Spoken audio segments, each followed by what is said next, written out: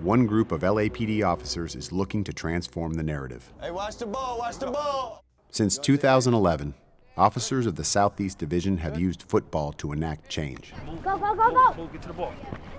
Watts Bears, it's not a football program. Good job, Junior. It's a hidden agenda that we have. We save football for the kids to get them out. 1, 2, 3. Run to the ball. Trying to change the neighborhood, trying to change the way, people perceive that Watts is, and it's not all about that. It's great people within the city. For sure. They just need a chance. What this team is to me is family. I love the coaches. They're like my second family. How important is it to you not only being a father figure maybe to some of these kids, or a big brother even, or is it also some of the community and police relations? We're part of a unit called CSP, which is Community Safety Partnership. And the whole idea about that unit is to go inside these housing developments. And our assignment is go in there, do foot beats, walk around, talk to people, create programs like the Watts Bears to get the community outside of the developments, come out, watch the kids play, and be more active in the community. There's people in Watts that know me, like personally, know me, because there's a relationship now. We're just trying to show that, we're normal. There's a lot of kids that come to me like, you're a cop? Wow, I didn't even know that. We come out here to practice, and they see us, they see us like this. There might be a kid or two on this team that doesn't even know we're a cop. If I stay carrying the quarterback, I'm already going to be at the touchdown. Yeah, exactly. That's what we don't want. What we're fighting is when they leave us. We're just praying to God, man, that they took something from us.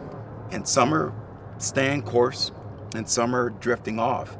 We just lost one of our kids. He was murdered about 6 months ago.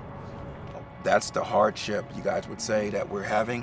Yeah, it's a battle for us. It's a battle. I mean, we still to this day have people from the community saying, don't mess with the police.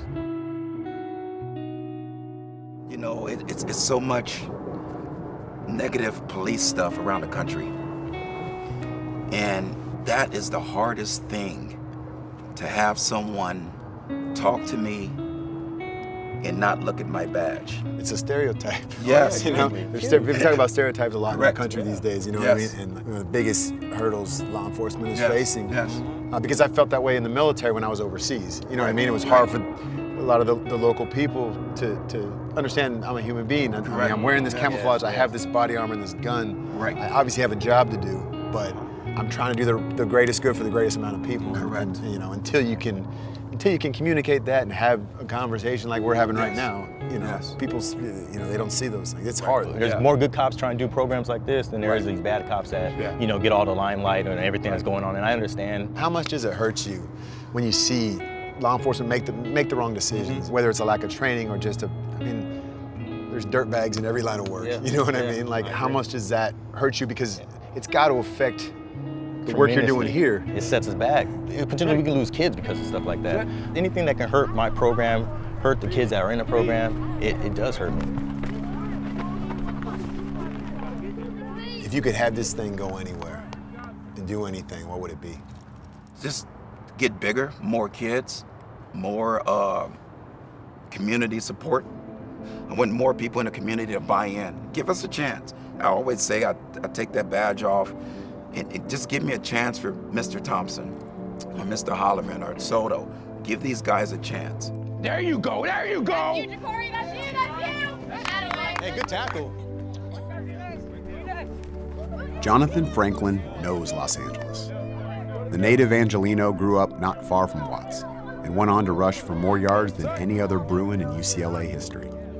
But a career-ending neck injury during his rookie season with the Packers forced Franklin to change his life's path and return to his community. I mean, I can remember being this age, and I didn't grow up in a community like this, so I'm not going to pretend to relate to that. Right. But it's an impressionable time, you know what I mean? And like, you start to kind of pick your role models and the people that you look up to, and a lot of that's just what you're exposed to. For these coaches, for these guys to, take this time away from the badge and do this is so impactful. And that's the power of football. If you go to our games on Sunday, you look in the bowl, you'll see a diverse audience, coming together for one common goal. For these officers to go in that community and break those barriers, and these parents to trust them, it's transformational. They are reconditioning the minds of these communities and transforming it for a greater good. a big reason why the Rams are a part of this.